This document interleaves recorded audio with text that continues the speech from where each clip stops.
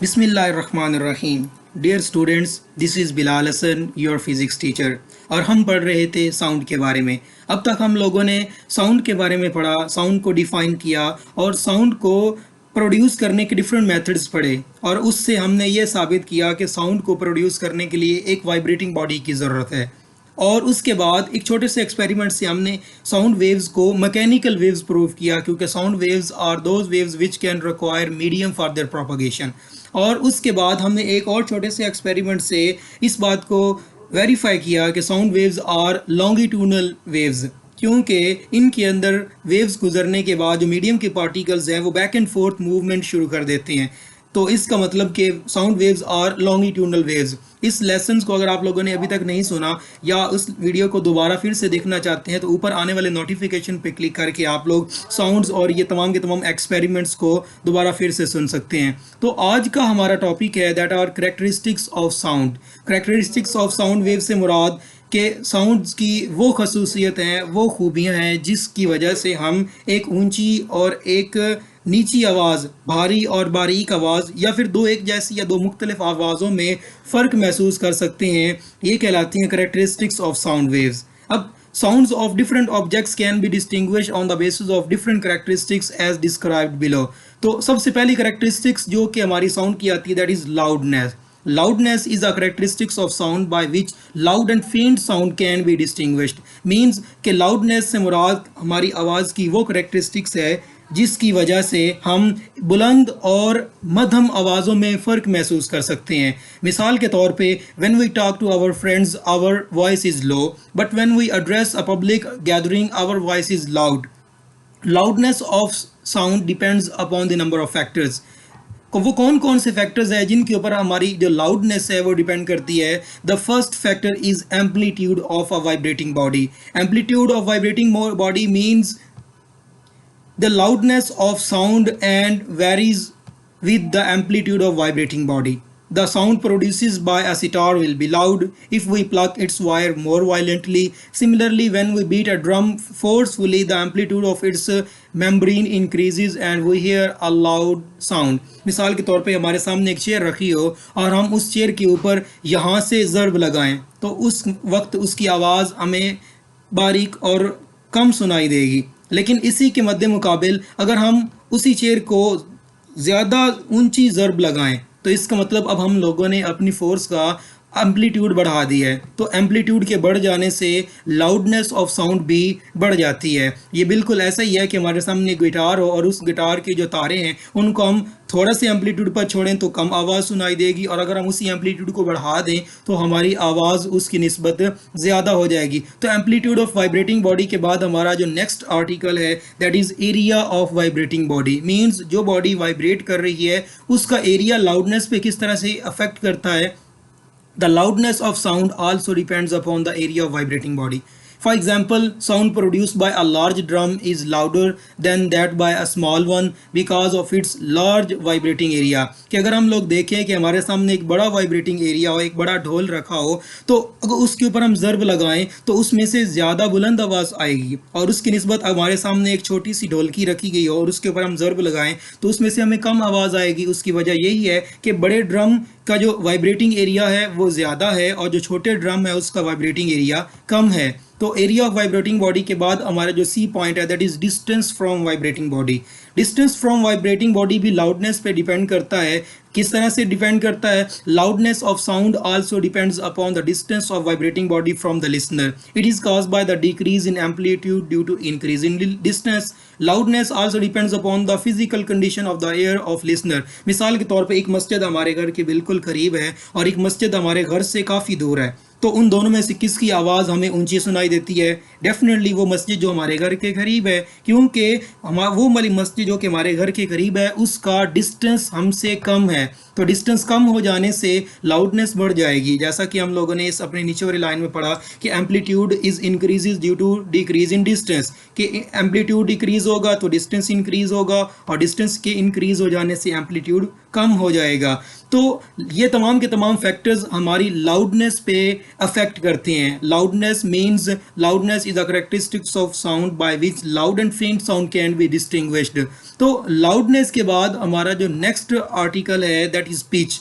What is meant by pitch? Pitch is the characteristics of sound by which we can distinguish between shrill and grave sounds. Shrill and grave sounds mean बारीक और भारी आवाज़. जैसा कि हम अपने सामने डिफरेंट एग्जांपल्स को लें, हमारे सामने पियानो की आवाज़ हमें बारीक सुनाई देती है, वायलिन की आवाज़ हमें बारीक सुनाई देती है, और गिटार की आवाज़ हमें बारीक सुनाई देती है. इसकी निस्बत जो ढोल है, जो ड्रम्स हैं, उनकी आवाज़ें हमें भारी सुनाई देती हैं. या फिर इसके अलावा मर्दों की आवाज़ भारी है और औरतों और बच्चों की आवाज़ मर्दों की निस्बत बारीक गिनी जाती है. तो पिच किस तरह से अफेक्ट करती है? It depends upon the frequency. A higher frequency means a higher pitch and low frequency means low pitch. कि वो वाली आवाज़ें जिनकी फ्रीक्वेंसी ज़्यादा होगी उनकी पिच भी ज़्यादा होगी, और वो वाली आवाज़ें जिनकी फ्रीक्वेंसी कम होगी उनकी फ्रीक्वेंसी भी कम होगी. जैसा कि बच्चों और ख़वातीन और औरतों की जो फ्रीक्वेंसी आवाज़ की है वो ज़्यादा है, इसीलिए उनकी जो पिच है वो भी ज़्यादा है. A higher pitch means high frequency and low pitch means low frequency. तो एम्पलीट्यूड, लाउडनेस और पिच के बाद हमारा जो नेक्स्ट पॉइंट है that is characteristics of sound के अंदर आता है, that is mean quality. What is mean by quality? The characteristics of sound by which we can distinguish between two sounds of same loudness and pitch is called quality. Means आवाज़ की वो खसूसियत, वो खूबी जिसकी वजह से हम एक जैसी बुलंद आवाज़ और एक जैसी पिच की दो आवाज़ों में फ़र्क महसूस कर सकें. ये करेक्टरिस्टिक्स ऑफ साउंड कहलाती है quality. Means while standing outside a room we can distinguish between notes of piano and flute being played inside the room. कि अगर हम कमरे के दरवाजे से बाहर खड़े और कमरे के अंदर बैक वक्त पियानो की आवाज़ भी आ रही हो और फ्लूट की आवाज़ भी आ रही हो, ड्रम की आवाज़ भी आ रही हो, या इसी तरह की और म्यूज़िकल इंस्ट्रूमेंट्स की आवाज़ें बैक वक्त इकट्ठी आ रही हों, तो हमसे कोई ये पूछे कि अंदर कौन कौन सा इंस्ट्रूमेंट बज रहा है, तो हम उनकी आवाज़ों से पहचान कर लेंगे कि अंदर कौन कौन सा इंस्ट्रूमेंट बज रहा है. तो हम एक जैसी लाउडनेस और एक जैसी पिच की आवाज़ों के अंदर जो फ़र्क पैदा कर रहे हैं, फ़र्क महसूस कर रहे हैं, that is known as quality of pitch. तो अब तक हम लोगों ने करेक्टरिस्टिक्स ऑफ साउंड के अंदर 3 फैक्टर्स पढ़े. First one is loudness, second one is pitch and third one is quality of sound. अब क्वालिटी ऑफ साउंड के बाद हमारा जो लास्ट पॉइंट है that is characteristics of sound के अंदर आता है, that is intensity. Intensity mean sound energy passes per second through a unit area held perpendicular to the direction of propagation of sound waves is called intensity of sound waves. Intensity को हम आम तौर पे समझाने के लिए, explain करने के लिए फ्रीक्वेंसी का सहारा लेते हैं. जैसा कि हम लोगों ने फ्रीक्वेंसी को डिफाइन किया था, the number of waves passing through a perpendicular area from in 1 second, कि 1 सेकेंड के अंदर कितनी नंबर ऑफ साइकिल्स, कितनी नंबर ऑफ वेव्स, कितने नंबर ऑफ सर्कल्स एक सर्टेन एरिया में से गुजर रहे हैं, उसको हम लोगों ने फ्रीक्वेंसी डिफाइन किया था. जैसा कि हम लोगों ने लास्ट टॉपिक के अंदर, जो कि हमने सिंपल हार्मोनिक मोशन के फीचर्स में पढ़ा था, उसके अंदर हम लोगों ने फ्रीक्वेंसी को डिफाइन किया था. तो अगर हम वहाँ से फ्रीक्वेंसी की डेफिनेशन को आज की हमारे टॉपिक इंटेंसिटी के साथ रिलेट करें तो दोनों की डेफिनेशन के अंदर इतना खास फर्क नहीं है. देखें, sound energy passing per second through a unit area held perpendicular, कि किसी भी यूनिट एरिया जो कि उसके सामने परपेंडिकुलर हो, उसके अंदर से कितनी साउंड एनर्जी पास कर रही है, यह कहलाती है intensity of sound. Intensity of sound actually a physical quantity which can be accurate majorly, जिसको हम आसानी से मेजर कर सकते हैं. और चूंकि इंटेंसिटी एक फिजिकल क्वांटिटी है इसलिए इसके यूनिट्स भी होंगे. The unit of intensity of sound is what पर square metre, just like WM-2. अब तक हम लोगों ने करेक्टरिस्टिक्स ऑफ साउंड के अंदर 4 तरह की प्रॉपर्टीज पढ़ी. First one is loudness, second one is pitch, third one is quality and last one is the intensity. तो अब हम फर्स्ट और जो लास्ट आर्टिकल है जो कि लाउडनेस और इंटेंसिटी है, उनका आपस में रिलेशन इस्टेब्लिश करने जा रहे हैं. That is sound intensity level. The human ear responds to the intensities ranging from 10⁻⁻12 watt per meter square to more than 1 watt per meter square, which is loud enough to be painful.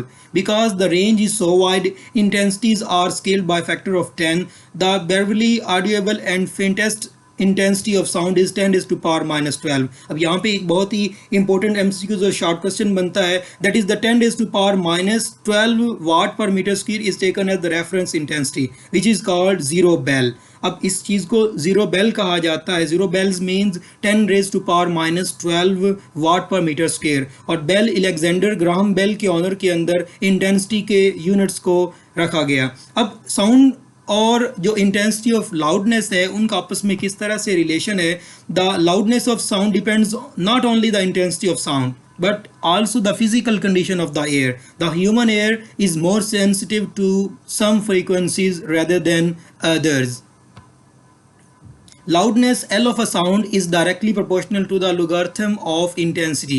जैसा कि हम बहुत सारी quantities को आपस में direct relation में लिखते हैं, that is L is directly proportional to I। अब यहाँ पे ये भी तो हो सकता था, लेकिन हमने ऊपर पढ़ा कि जो इंटेंसिटीज़ हैं उनकी पावर ऑफ 10 में आती है, तो इसीलिए जो हमारे पास जो लाउडनेस है वो directly proportional to log of I लिखी जाती है। अब अगर हम इस प्रोपोर्शनलिटी के साइन को इक्वलिटी में चेंज करें तो डेफिनेटली हम यहाँ पे कांस्टेंट K लगाएंगे, तो हमारी इक्वेशन बन जाएगी L is equal to K log of I।